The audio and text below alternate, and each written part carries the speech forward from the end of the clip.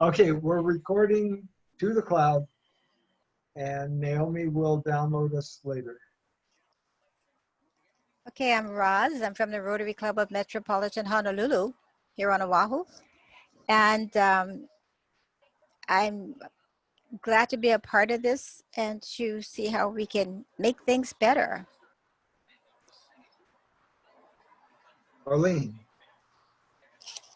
Hi, my name is Arlene Estrella. I'm the club president for the Rotary Club of Kapolei. Again. Round 2.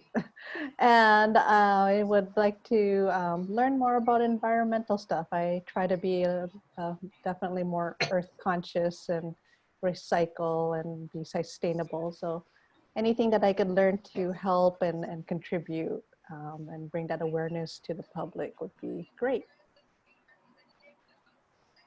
Okay. Is that how you say it? Yes, hi. My name is Anka Flo. I'm from Rotary in Kaneohe, that's on the island of Oahu. And I've lived in many countries. Originally, I'm from Germany, so I have a great interest in saving our world. And Richard.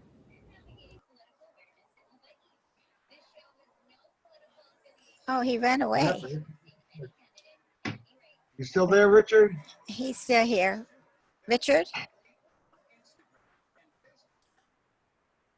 I'm having apparently a bandwidth problem that I have never seen before. I keep getting bumped off the meeting. Can you hear me? Yes. Yeah, we can hear you. Okay. I'm the assistant governor for West Oahu clubs and a member of the Rotary Club of Kapolei, and long-term interest in environmental things. In fact, I just briefed Fish and Wildlife Service on our plan to stand up a friends group of the Kauai refuges, and got approval on that this afternoon. Okay. If And I have difficulty with you, I will drop off and try to reconnect to see if I get a better connection. I've never had a problem before, but I'm getting an unstable connection prompt and I'm losing voice from others. okay, and I'm John Harder. I'm with the Rotary Club of Honolulu Bay. In other situations down there where it says John Harder, you would see Dump Doctor. I've been involved in solid waste management, recycling, composting, reuse, reduction, all those kinds of things for 20, 30 years.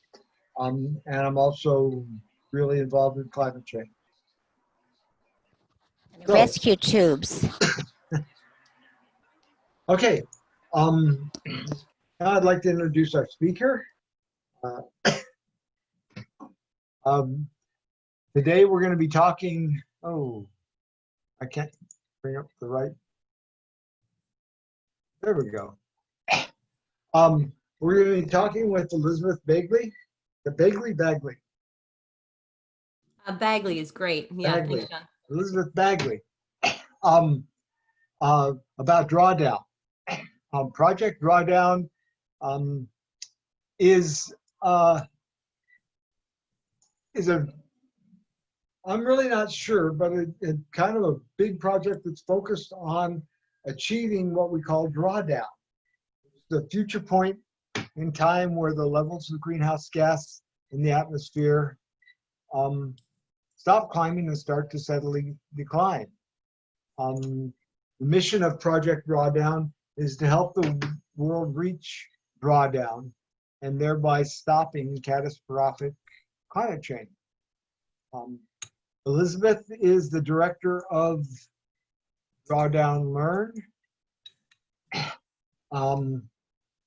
And that's a broad initiative to encourage education and learning about climate solutions based on Project Drawdown's research, analysis, and insights.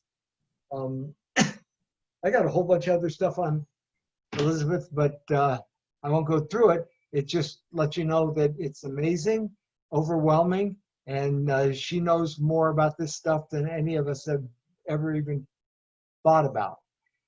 She's got PhDs, masters, and doctorates, and all that kind of stuff in just about everything you could imagine dealing with the environment. Okay, Elizabeth, tell us all about Project Drawdown. Oh my gosh. Thank you, John. And hopefully it's not, thank you. That was a very kind introduction. And thanks so much, everybody, for spending some time thinking about climate tonight. I'm really excited to be with you. I have a cough drop in my mouth because of this cold that I mentioned. So apologies if I'm a little stuffy, and please stop me. So, this conversation can be quite informal, especially since we're a smaller group. I'm happy to tailor it to whatever you're interested in. So I have a number of stories kind of walking us through the Project Drawdown framework. And like I said, I'll keep open your faces. So if you have any questions or anything, feel free to, either raise your hand or just, unmute yourself and interrupt me. And then we can dive into it. So I'm coming to you from Sitka, Alaska, which is the ancestral home of the Tlingit. And I'm really honored today to be able to talk about how we might reach drawdown. So I'm going to tell you more about that by sharing my screen. And all right, let's see. We're going to share the screen and then we're going to play it. And hopefully you can see my big slide. Some thumbs up. Yeah. All right. So we're going to talk about climate solutions for the new decade. But first, I want to ask you a question. And you could just call, I'm going to have you write in the chat box. I want you to answer this question, please. What comes to mind when you think of climate change and global warming?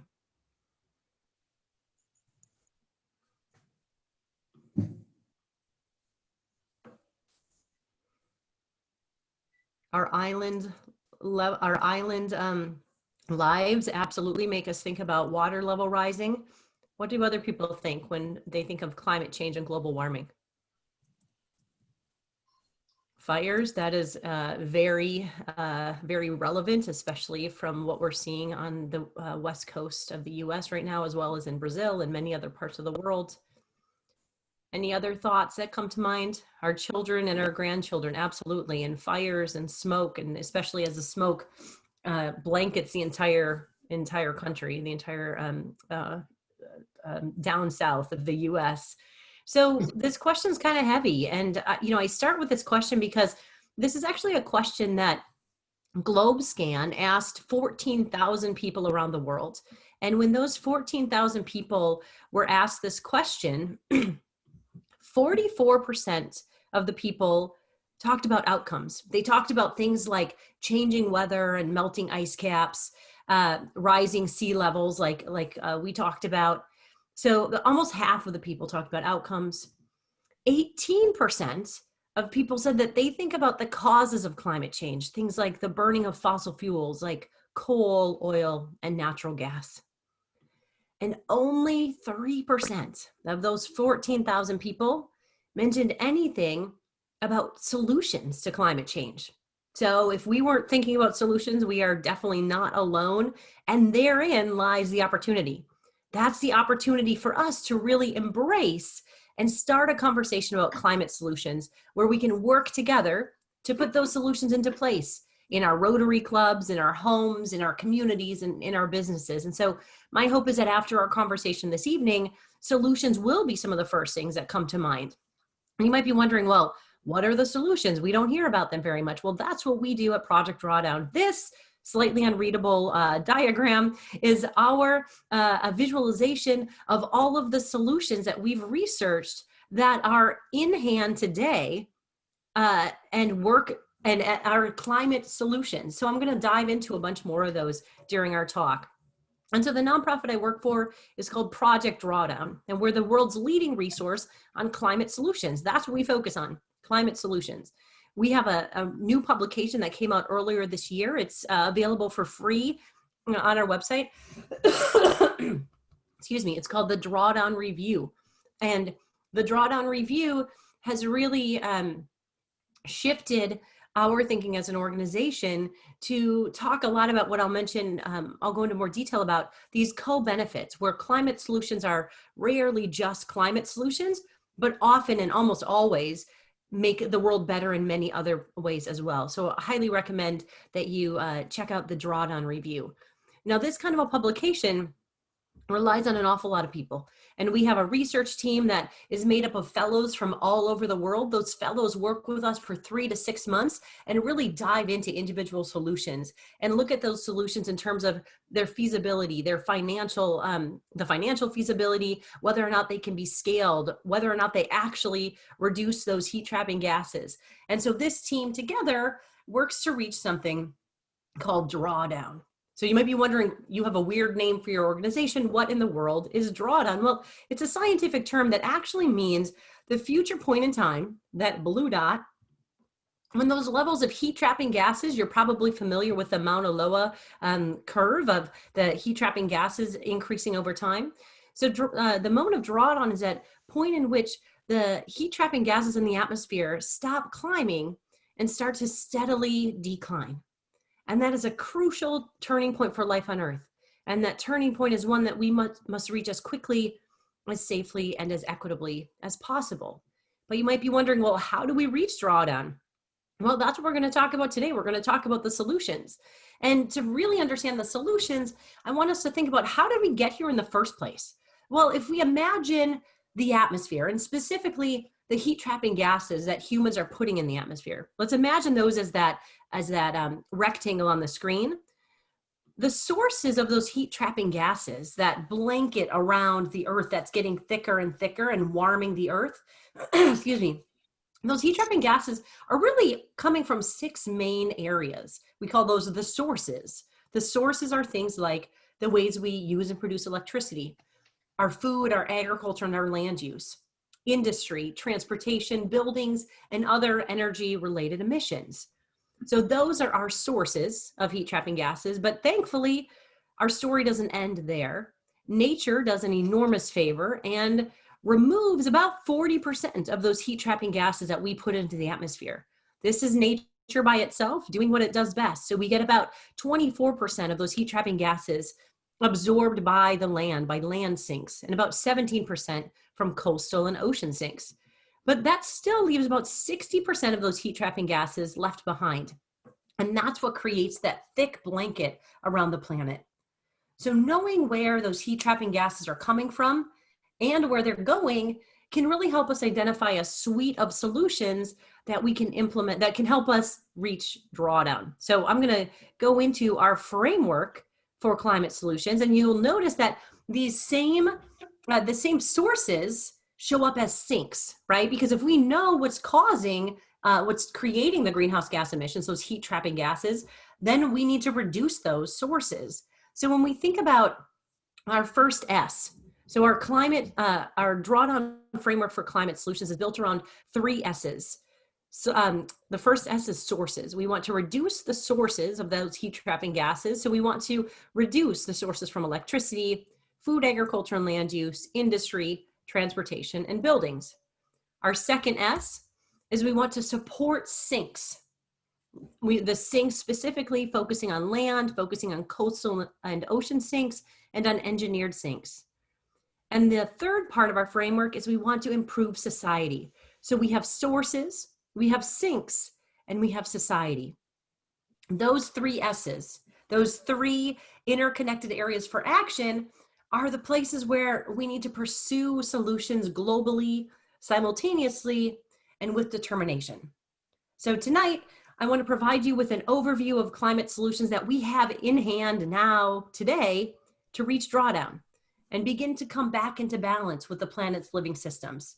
So these solutions are really tools of possibility in the face of a seemingly impossible challenge. Widespread awareness and understanding of climate solutions is vital to kindle agency and affect change worldwide. And we know that people and institutions of all kinds in all places have roles to play in this great transformation. And the solutions we have in hand today are really the synthesis of collective wisdom and collective action that are unfolding across the globe.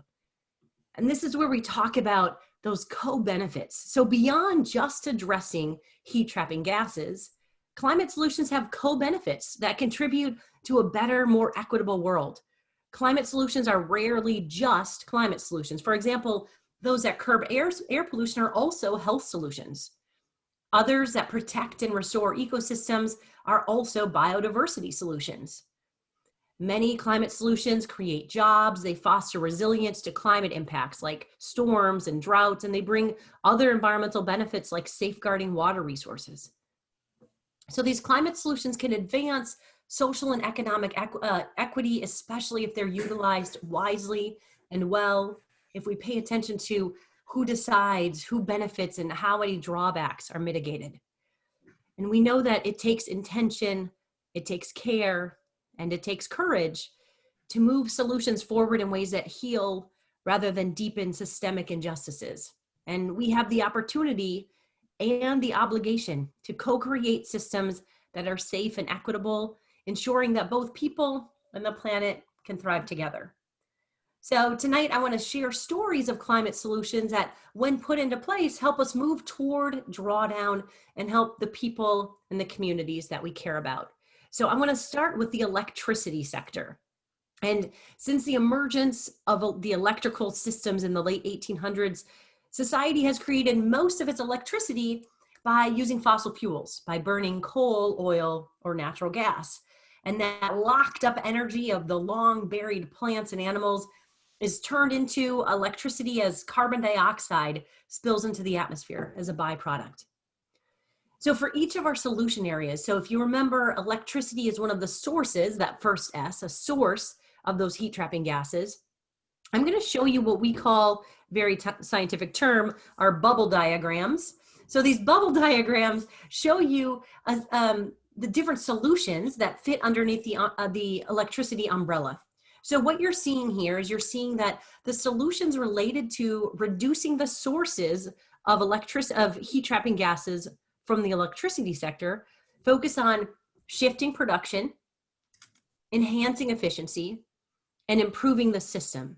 Those are the three big areas of solutions related to electricity. Now, we don't have time tonight, unfortunately, to dive into each of these, but I invite you to download the Drawdown Review and visit our website, where we go into much more detail about all of these different solutions. So what I'd like to do now is actually take us to Uganda, where access to power is expensive, it's dirty, and it's inconsistent if it's available at all. Blackouts interrupt learning, health centers are unable to keep vaccines on hand, and students with no access to electricity can't study after the sun sets. Well, enter All We Are, which is a nonprofit bringing sustainable energy solutions to communities in Uganda. Not only is this a climate solution through shifting production to renewables, it also has the kind of co-benefits I mentioned, where it decreases energy costs by up to 80%. It improves student performance, and it helps communities thrive. In the past 5 years, Solarize Uganda Now, it's completed 32 LED solar installations at 26 Ugandan schools, 2 medical clinics, and a women's center, and it's installed 3 solar-powered wells, And this work was done in partnership with the Raleigh Midtown Rotary Club, the Rotary Club of Cincinnati, the Rotary Club in Kampala, and Districts 7710, 9211, and 6670, and others. All We Are, which is the mother organization doing this great work, was founded by Nathan Thomas. He's the president of the Rotary Club of Raleigh Midtown, and at age 23. And he's a future district governor in 2022. You might have read about him in one of the recent issues of the Rotarian magazine. And if you're interested in learning more about this project and figuring out how you and your Rotary Club might be able to get involved, please contact Nathan. He is doing incredible work with his partners all around the world. Another climate solution in terms of reducing a source is thinking about food, agriculture, and land use. So when we think about food, agriculture, and land use, some of the biggest opportunities for solutions are around addressing food waste in diets, shifting agricultural practices, and protecting ecosystems. So we're going to start today by talking about food waste. A third of the world's food is never eaten, which means that the land and the resources used and those heat trapping gases that were emitted in producing the food were completely unnecessary. Food waste is an absolutely solvable problem, and it's a problem that can be solved through innovative partnerships. For example, when Joe Richardson of Frederick County, Maryland, read about Project Drawdown's climate solutions, he decided to mobilize partners around reducing food waste and increasing composting. Joe brought together the Frederick County What's Next initiative, the Composting Working Group, the Southern Frederick Rotary Club, Rotary volunteers, school officials, and most importantly, students, to take action by sorting out food waste, liquids, and recyclables in 13 Frederick County schools. They weighed the waste to measure impact, and they had the food waste picked up and composted offsite. They created this incredible toolkit called Lunch Out of Landfills, and they are not slowing down. So if you're interested in learning more about Lunch Out of Landfills, you can download their toolkit. This is all, by the way, I should mention, on the SRAG website. So this is, the SRAG logo is in the upper right. The Environmental Sustainability Rotary Action Group, which is how John and I first connected. There's a group that's now really focused on a number of different climate solutions. Rob Anderson from Australia is really focused on food waste reduction. So if you're interested in getting more involved with food waste reduction in your community, reach out to Rob. He's got lots of ideas and lots of energy to get solutions in place in your communities. Moving on to industry, from concrete to computers, cars to clothing, industry is that sector of production that makes them all. And solutions in the industry sector might seem like solutions that only large multinational companies can work on. I mean, the solution sectors we see here are using waste differently, addressing refrigerants, and improving materials, but that's not the case. This is not just for industries. We can actually do things too. So we can do things like obviously composting and recycling, and we can also address these crazy things called refrigerants that live in old refrigerators and air conditioners. Unfortunately, these refrigerants, which are called CFCs, HCFCs, and known as Freon, which is a trademark example, those are really, really potent heat trapping gases. It makes sense, right? The molecules are great at trapping heat so that our food and our spaces can be cooled, right? They trap the heat, they keep it out of those spaces. But when those molecules are released into the atmosphere, they keep doing their job really well. And even after the air conditioners and refrigerators have been disposed of, those molecules leak into the atmosphere and become incredible heat trapping gases that we don't really want up there. So what does that mean for us? Well, these refrigerants are found all over the world. And right now I'm taking you to Accra, Ghana, to City Waste Recycling, where they found that they had this cache of unused refrigerants that if they were released into the atmosphere, it would be the equivalent of burning 16 million gallons of gasoline. That's a lot. So they knew that you can incinerate these molecules, which breaks them into a benign mixture, but there's no disposal facilities in all of Africa. So the problem was really financial. What do you do with these things, right? Well, at the same time, there was a startup from Chicago known as Tradewater that was developing a business based on being able to sell greenhouse gas reductions as carbon offsets or carbon credits on the carbon market. So Tradewater partnered with City Waste Recycling to sell those carbon credits on the voluntary market, and they found a buyer in Intuit, the software company known best for TurboTax and the QuickBook products. So the refrigerant management product resonated with Intuit. You might be like, why in the world would they care about refrigerants? Well, they had read about Project Drawdown and they said, you know what? We want to offset all of our emissions. And they decided to buy the carbon offsets from Tradewater. Because of that sale, Tradewater was able to continue working with City Waste Recycling in Accra to sweep up the remaining refrigerants. They also have worked in Costa Rica, and this is where you come in as Rotarians. Your global distribution, people are all over the world, and especially, you all are in Hawaii. It makes you the perfect group to work on this particular solution.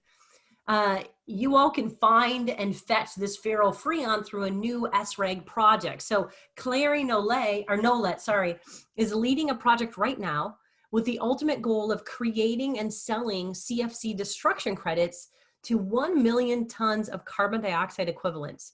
That is a pretty incredible project drawdown solution. If you're interested in wanting to know more, please reach out to Clary. She is doing an incredible job of finding and fetching this ferrofreon. All right, I think people are still awake. Are we doing okay still? Some thumbs up? All right, okay, I'll keep going. Thanks everybody for sticking with me. We're gonna move on to transportation as another source that we can reduce when we think about climate solutions. Transportation is incredible. Mobility has played a critical and a complex role in shaping society, and we know the demand for it is only growing. However, most of that energy mobility has been generated by burning gasoline, diesel, and jet fuel. Here are the solutions related to transportation. We can shift to alternatives. We can enhance efficiency, which you'll see over and over again. Becoming more efficient is a fabulous solution in all of these sectors. And we can also electrify vehicles. Now, we know that bicycles offer an alternative to cars and fossil fuel transport, especially in cities. But infrastructure is essential for supporting safe and abundant bicycle use. You can't just tell people to go bike if there's not really good bike infrastructure. But sometimes infrastructure is put into place without really considering some of the most vulnerable members of our communities. Thankfully, cities around the country are integrating adaptive bike sharing in their bike share infrastructure. This is a photo from Detroit's program, where by using the same pickup and drop-off point and keeping it staffed, users can leave behind their wheelchair or their mobility device, picking it up after their trip. So these programs have seen a range of users, including people with disabilities, caregivers, riders not comfortable on two-wheel bikes, riders with injury or illness, or those just interested in trying adaptive cycling. So making bike share accessible not only creates a robust support for cycling investments in cities, it also increases accessibility for people with different ability levels, and it potentially improves the health outcomes of residents, all while reducing those heat trapping emissions from transportation. To wrap up the sources, we're going to talk about buildings, which are major drivers of emissions as well. We can focus on enhancing efficiency, shifting energy sources, as well as addressing refrigerants. We're going to go to Buffalo, New York here, which is quite different from where all of you live. But in Buffalo, New York, it is a city filled with old houses that challenge their residents with really high heating costs that are generated by long and demanding winters. And it's not unusual for a heating bill to come in at the same or even higher than rent. So hundreds of area residents are working with an organization called Push Buffalo, People United for Sustainable Housing. And in those efforts, they weatherproof homes, they install solar energy systems, and they work together to gain climate resilience. So by enhancing building efficiency, by uplifting residents and building partnerships, communities can be really powerful leaders in advancing health equity and climate resilience. So shifting from our sources, that's our first S, to our sinks, our second S, we know that land is an absolutely critical component of the climate system. When we think about land as a sink, as sucking up the carbon, we think about shifting agricultural practices, protecting and restoring ecosystems, using degraded land, and addressing waste and diets. Holy moly, land is pretty powerful as a solution, folks. This is a really incredible place to start. And I'm going to take you here to the edge of Bluffton, Georgia, which is one of the poorest counties in the whole US, where Will Harris and his family have turned white oak pastures into one of the largest pasture-raised livestock operations in the entire country, in a grand experiment in the deindustrialization of agriculture. White Oak Pastures supports 110 employees, but those employees don't feed animals. They feed the microbes in the soil. The microbes feed the soil, and the soil feeds the plants, and the plants feed the animals, and they breed and they grow, and the animals are turned into meat, and they're sold for money to keep the whole system going. So the health of the soil is connected to the health of the community. And the healthy soil sequesters more carbon, which acts as an important land-based sink, which is a critical climate solution. And some of the planet's most critical processes happen in the spaces where the sea and the air meet, as oceans absorb and redistribute heat and carbon, which are unfortunately both rising to the glut of emissions in the atmosphere. So you'll notice here, and this is a little depressing for those of us who live in coastal areas, we don't have a whole lot of specificity when it comes to our coastal and ocean sinks, and that's changing as we speak. We currently have 3 different research fellows who are working on really expanding this solution space. We know that there are incredible solutions in hand today. We just haven't done the research yet. So stay tuned. There will be much more in the next 6 months. Today, though, I can talk a little bit about a wetlands restoration project that's underway in the Delaware Bay, where scientists are using innovative methods to revive a badly damaged salt marsh. In the 1980s, Prime Hook Salt Marsh was converted into a freshwater impoundment system to attract more ducks, geese, and other birds for hunters and bird watchers. And this project is really a model for restoring vital wetlands worldwide by taking design cues from nature to recreate a resilient ecosystem, which is an increasingly vital task as climate change threatens coastlines with rising sea levels and stronger storms. Coastal wetlands, when they're preserved or restored, reduce flooding and erosion better than hard infrastructure like seawalls and levees. And they sequester carbon more efficiently than woodlands. Pretty fabulous solutions coming from our coastal and wetland areas. And the last S, so we have reduce sources, support sinks, and improve society. Improving society includes solutions that we should implement anyway, even if climate change wasn't an issue. By developing a more equitable society, we can actually help with climate change. We know that access to high quality voluntary reproductive health care and to high quality inclusive education are fundamental human rights and cornerstones of gender equality. In more indirect ways, making strides in health and education can also benefit the climate. Climate and social systems are profoundly connected, and those connections open up solutions that are often overlooked. We all have a role to play in implementing climate solutions.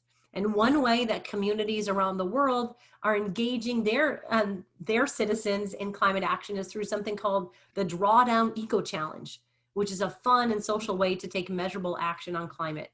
The Drawdown Eco Challenge runs year-round. You can create teams, track your progress, all while putting climate solutions into place. So we all have this opportunity and this obligation to step up and step into this framework. If we do all of these things, if we reduce sources by implementing solutions focused on electricity, food, agriculture, and land use, industry, transportation, and buildings, if we support sinks on land and in the ocean, and if we improve society through healthcare and education, we can actually reach drawdown. So I've shared a few climate solution stories with you today, and you have many of your own climate solution stories already underway in your community. So I want to ask you, what's next? What do you want to reach towards? The reality of intervening in this complex natural system is that no one can do it all. And we all have an opening to show up as problem solvers and change agents and contribute in significant ways, even when we feel small. So I want to revisit this question and invite you to put your response in the chat box again. What comes to mind when you think of climate change and global warming?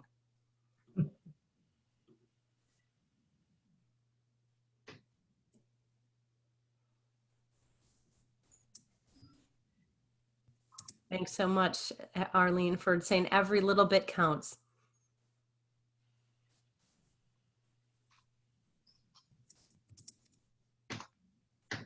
What Rotary can do, I love it. We can make a change, and let's change what we can. Absolutely. Starting in my home, looking at food, absolutely. I just rearranged my refrigerator so that I could see things more easily, and I don't end up with any science experiments in the back of my refrigerator. Nobody needs that. So That's incredible that, you know, if we think back to what we initially put in the chat box and what we put in now, you're seeing these solutions. You've been, you know, introduced to a range of solutions, hopefully with really diverse intervention points across individual, community, organizational, governmental, and global scales. We know it takes this whole ecosystem of activities and actors to create and accelerate this transformation that's required. Because we're living in this time of dramatic transformation. The basic physics, chemistry, and biology of this planet make that non-negotiable. Stasis is not an option. So society has a choice to make about what shape that transformation will take. Will we employ the collective courage and determination and the diversity of existing solutions to move the world towards a balance with the planet's living systems? Will we pursue climate action in ways that heal systemic injustices and foster resilience, well-being, and equality? Who will we choose to be in this pivotal moment of human history? Because together we can leverage the solutions in hand today to build a bridge from where we are today to the world that we want for ourselves, for all life, and most importantly, for generations yet to come. A better path is absolutely still possible, and may we turn that possibility into reality. Thanks so much, everybody.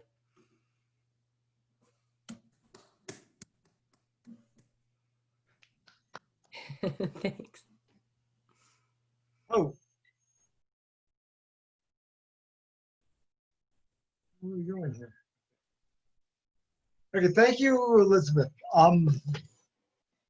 This is the second time I've heard this, although this one is quite a bit different than the first one. I'm looking forward to hearing it again. We have a climate action group here on Kauai that I would love to get this presentation to. Exciting, challenging, and kind of makes me wonder why we're not doing it already. I mean, this is, you know, are we that stupid? You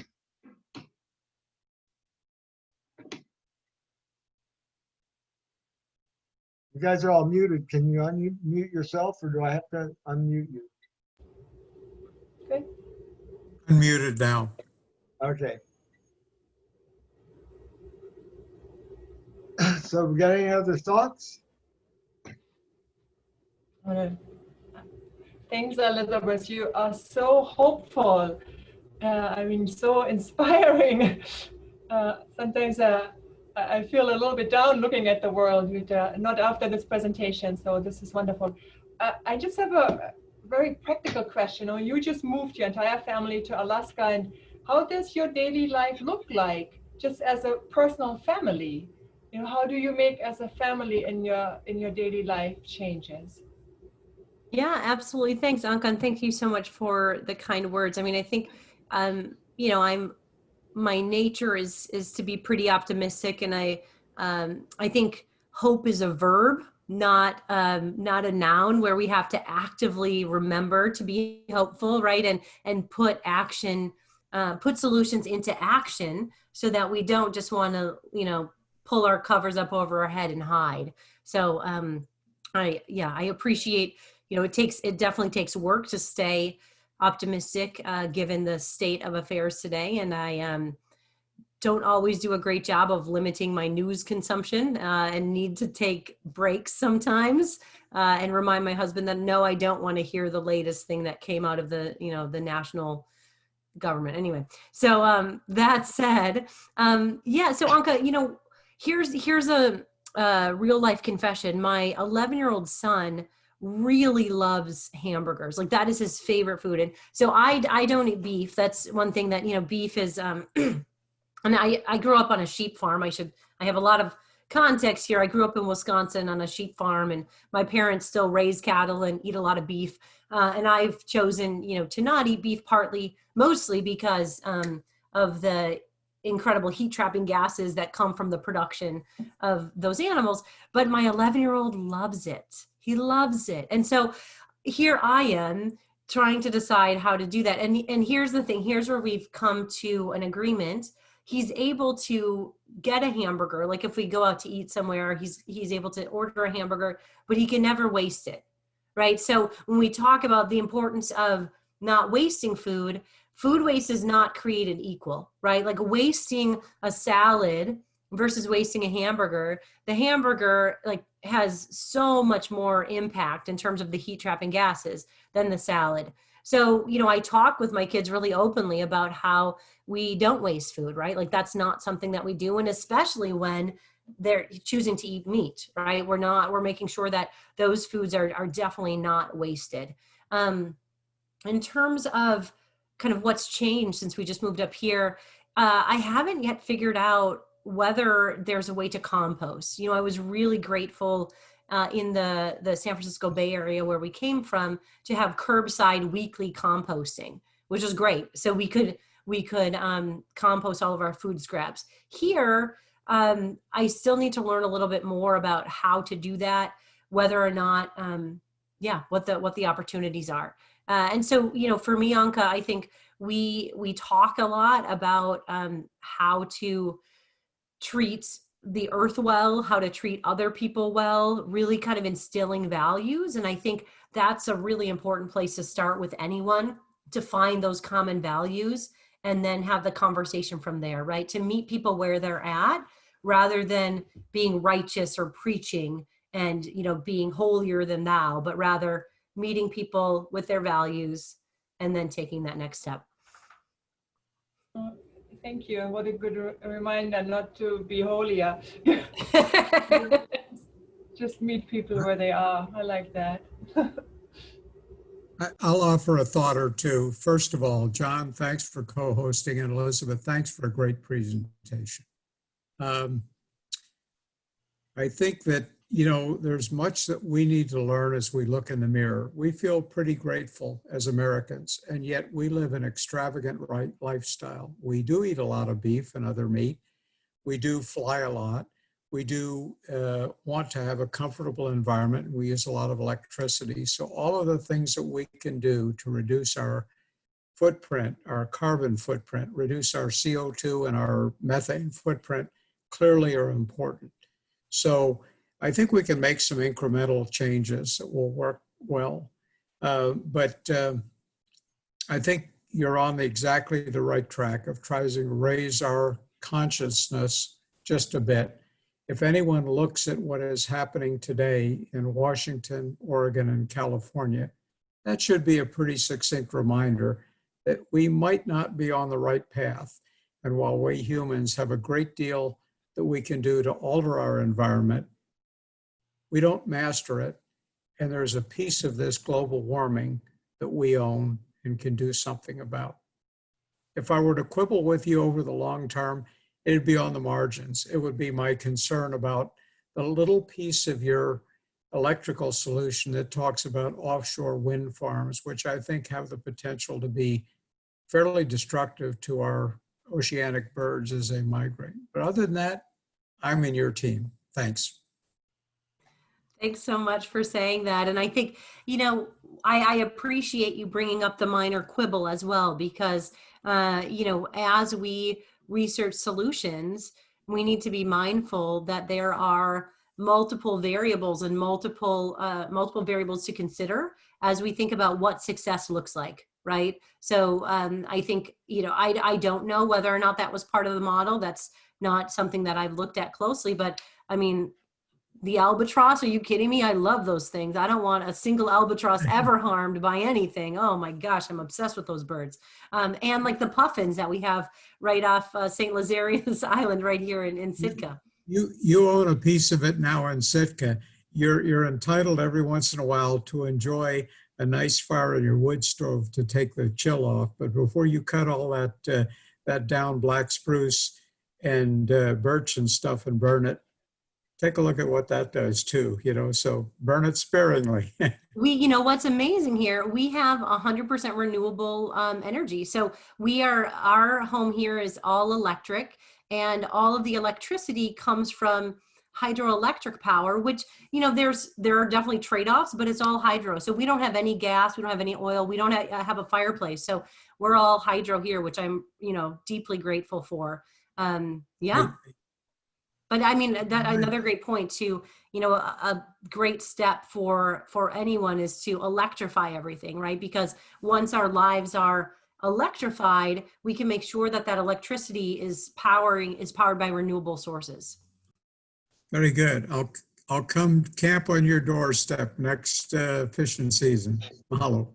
We would love it, and you're going to get a knock on your door when I need some heat and some light after this winter. Seriously, anything you need, we'll be happy to send you, or you can come visit. You all are so kind. Thank you, thank you.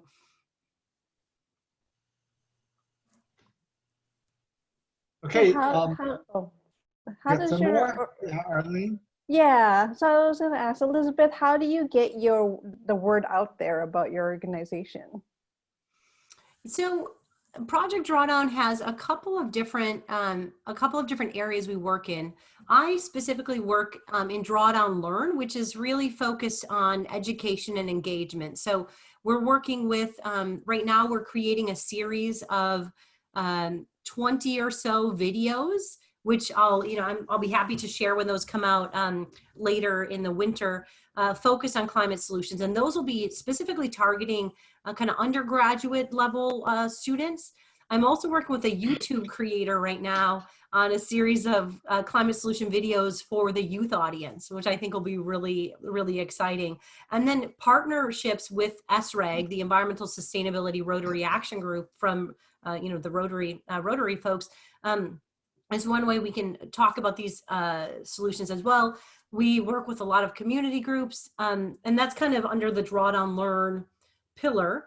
We also have a corporate group that we've just started. So I started in March alongside my colleague Jamie Alexander, who runs what we call Drawdown Labs. And for those of you who are interested, for example, Google just made a really incredible announcement Monday. Is that right? Monday, about what they're planning to do around climate change during this next decade, which is, far and above what any other company has said they're doing. So we're working with Google and other companies to really push them to do more and make more impactful commitments around climate. And so we work a lot through the corporate realm, and we work through a number of other groups as well. So, we have a newsletter that has about 50,000 people on it. We have social media followings, and we're constantly connecting with, I connect a lot with kind of K-12 groups and youth activists to really support them and their work. I mean, I find that a lot of the conversations, unfortunately, are still very much focused on the outcomes and the causes, what we talked about the very beginning, instead of the solutions. And our perspective at Project Drawdown is really how important it is to focus on the solutions, right? We don't really have time to be focusing on all of the negativity. Like, let's just get these solutions into action. That's where we need to be focused. I hope that was kind of a rambling answer, Arlene, but I hope that mostly answered your question. Yeah. One thing, probably all of you, or those of you that haven't, check out the drawdown.org project, drawdown.org website. You can go through it and spend hours just going through all the little nooks and crannies. It is extremely exhilarating just to know that somebody's doing that kind of stuff. The other thing that Elizabeth mentioned, there are a lot of clubs that are already integrating drawdown solutions into their projects. Any of your clubs that are getting involved in international projects need to look at how we can integrate climate change solutions into those projects. And some of them are really simple. They're not really tied so much, we don't think that they're tied so much to climate change, but like empowering women. That's one of the things that Drawdown has looked at as being a major part of a a change in society that will lead to reaching that point of drawdown. So there's a lot of things we can do within our clubs to integrate climate change solutions, drawdown solutions into the things that we do.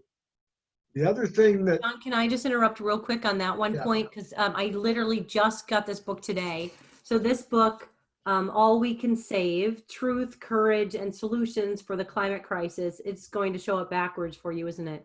I'll put it in. Oh, is it showing up correctly? yeah, we're showing up good. Oh, that's right. I forget about the mirror image thing. Physics at its finest. This is an edited anthology by one of my coworkers and friends, Dr. Catherine Wilkinson and Dr. Ayanna Elizabeth Johnson. It technically comes out on Monday, but for some reason, my local bookstore in Sitka called me and said it was in today. And so I snatched it. And it was the first one that they'd seen, the editors had seen in the wild. So long story short, this is an incredible, I just started it. So I can't tell you too much about it, but it's an anthology of essays written by women climate scientists and activists and advocates all from all over, really using their voices to talk about climate solutions. So highly recommended. Just on your point, John, about empowering young women and girls, I think this is a great next step for anybody who really wants to dive into it. And I am so excited about this. And also the last thing I'll say is, if you're not a member or if you're not part of SRAG, the Rotary Action Group focused on environmental sustainability, I think it's $30 or something a year to be a member. And there are all of these subgroups that are popping up just in the last couple of weeks. And if you want to, get more involved, please don't reinvent the wheel. There's lots of wheels that already work really well. You could just, use the models that are already out there and see what fits in your community and put those into place.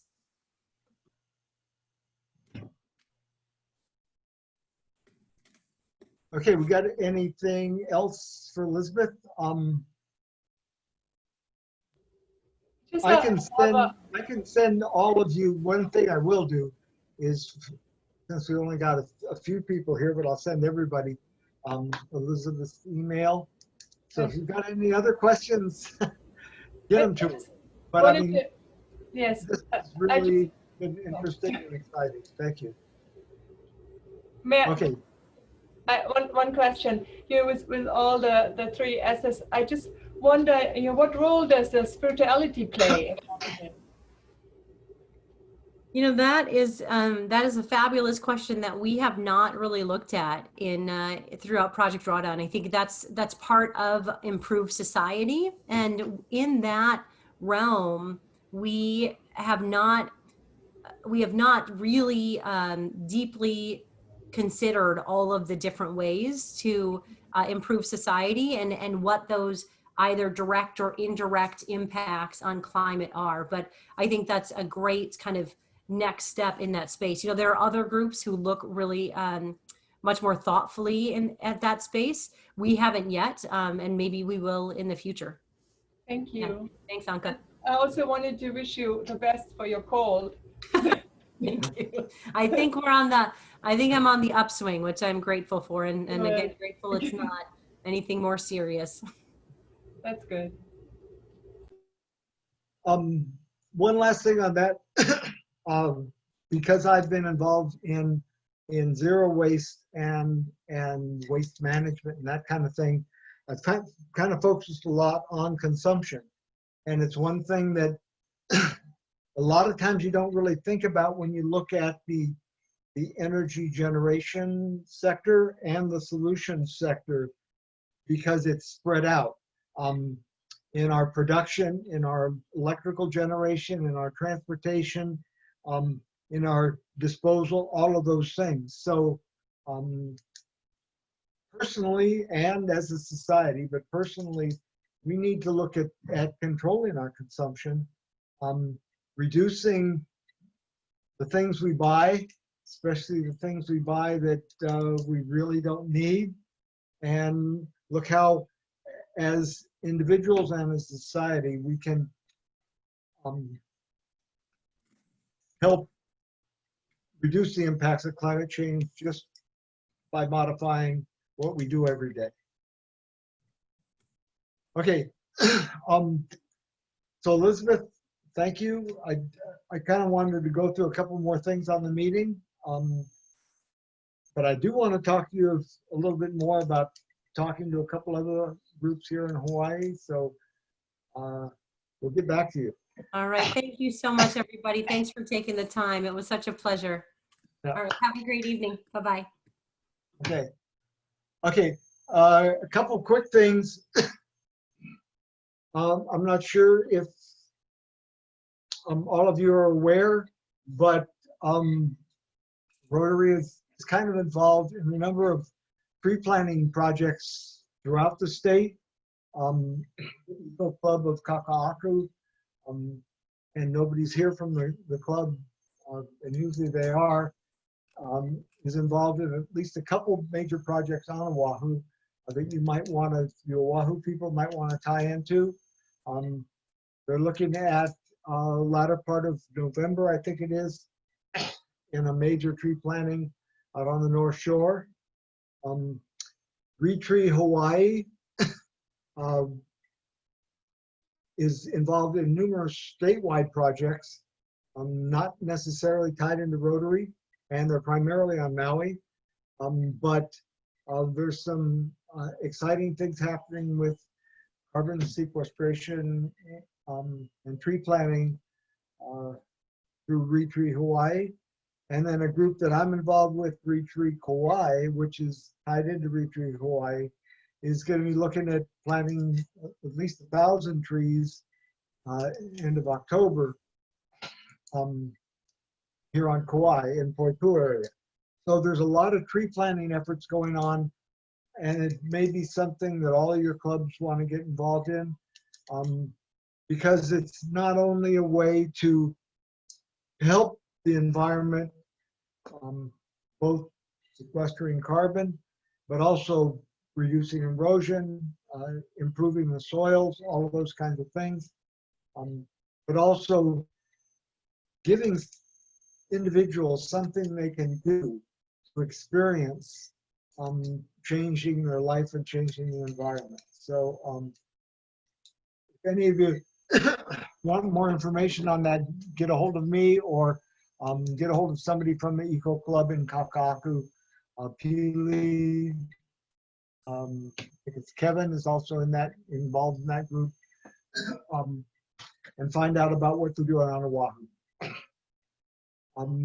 One thing that I kind of want everybody to think about, but we don't really have that big a group here today, which is a little disappointing, because normally we'd had like at least 15, 20 people, is talking about this group. Kind of what we see as our organization, what we see as our structure, what we see as our mission or our purpose. And I don't think it's really the time right now to get into a discussion on that, but I would like to encourage all of you to maybe think about it. If you got some ideas, jot them down, email them to me, and let's get that discussion going for our next meeting, because right now we're kind of a loose, kind of informal group, but from the top down, from Rotary International with SRAG, with regional environmental groups, now with our district environmental groups, we're really starting to become a formal part of the Rotary picture, and we need to formalize who we are and what we do and how we interact with all the other clubs. So got any thoughts on that, let me know, and we'll try to talk about that in detail through emails and then at our next meeting.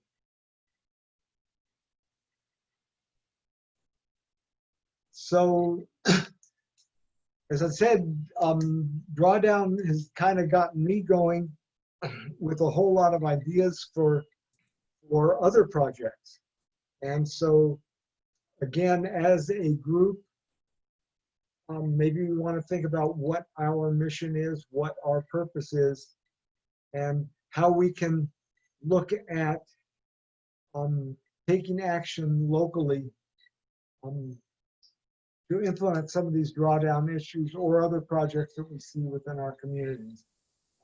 Another major one that Elizabeth talked about,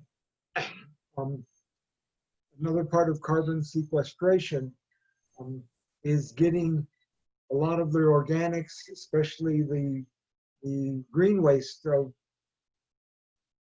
wood waste and green waste, back into the land, back into the soil, getting that carbon back into the soil, taking it out of the atmosphere.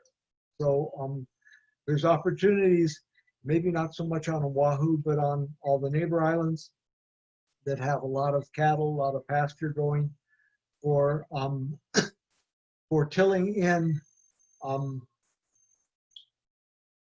a recovered green waste back into the soils and sequestering that carbon.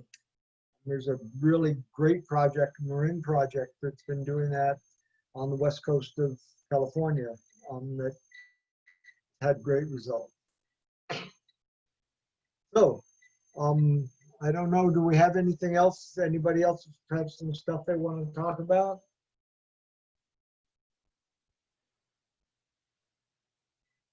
Okay, our next meeting will be October 21st. If you have any ideas or suggestions for future speakers, let me know. I had been trying to line up a lady from the Blue Planet Foundation for that date, but she's busy, so the date is open. If you've got anybody that you think is exciting and exhilarating and interesting, let me know. We'll see if we can bring on another speaker. Thank you. Yeah. Oh, one last thing is I'm kind of the chairman by default. That's good. And I don't know if it's something I'm willing to continue with it because I think this is a really great thing that I need to push. Rotary needs to be involved in the environment and very much strongly at our district level. But I may not be the best person, especially coming from Kauai, and we're a little bit out of touch with a lot of the communications on Oahu and the rest of the state. But I'm going to get the word out to the rest of the group. We've got about 20, 25 people on our mailing list. But if anybody's got any suggestions about anybody that would be interested in taking over his chair, or acting as secretary, because Roz got kind of drafted into being secretary for this meeting. Let me know, and we'll talk about that at our next meeting. Next meeting, October 21st, 5 o'clock on a Wednesday. Got any suggestions or comments and concerns about this meeting, let me know. Thank you. Is it supposed to be 1 hour or 1.5 hours? We kind of always hope for an hour. Okay, But, wasn't yeah. sure. Yeah, I think Elizabeth ran a little bit longer than I anticipated. Not that I am concerned about that. I was really enthralled with everything she said. But yeah, that's the thing. Oftentimes when we get a speaker, the speaker can take up a good chunk of time, especially if we get a whole lot of comments and questions. Mm-hmm. I hope to bring her back to my club and to a group that I'm working with here on Kauai, Climate Action Coalition.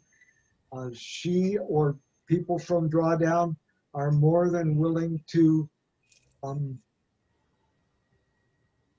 speak or present at your club group. So if you want to get in touch with Elizabeth or Drawdown, they have a number of other projects going on and other people who could speak. So you may want to use her expertise to excite your club. Thank you. Okay? Yeah, thank you. Okay, well, thanks a lot. We'll see you next time. All right. Good evening. Bye.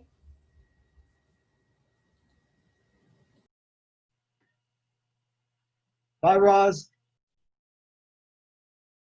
You're muted. You're muted. There Okay. you go. I had a question. You're in Honolulu Bay Rotary, right? Yeah. And Laura Richards is in your club. Is that? Laura Richards. Yeah. Laura's in our club.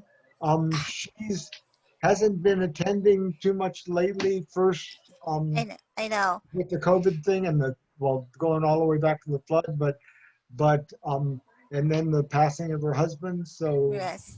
I haven't seen her in probably 3 or 4 weeks. Well, when you see her, will you tell her hello for me? I've been trying to get in touch with her. Actually, she was one of my assistant governors. She was my assistant governor from Kauai when I was governor. Yes, But she's a very, very dear friend. yeah. I've known her and her husband for quite a while. I have too. Yes. Yeah, and I was really hit hard when I heard that he passed in, I guess, Arizona because he had some COVID complications. Yes. But yeah, I'll reach out to her and let her know that you're thinking about it. Please let her Okay. know. She's in my thoughts and in my heart all the time. Okay. Okay. Thank you, John, for taking this on, and you are the perfect person to chair this committee. Thank you so very much. We appreciate you. Okay, well, thanks for taking notes, and if you got anything to let me know about, we do have the thing recorded, so I guess Naomi will. Did you pull stop that the up. recording? Yeah, I pressed the recorder. Now Did you I don't stop know. it? No, where's the, I can't Oh, see it's the still record. recording. Where's this stop? Oh, here it is. Please pause, stop recording.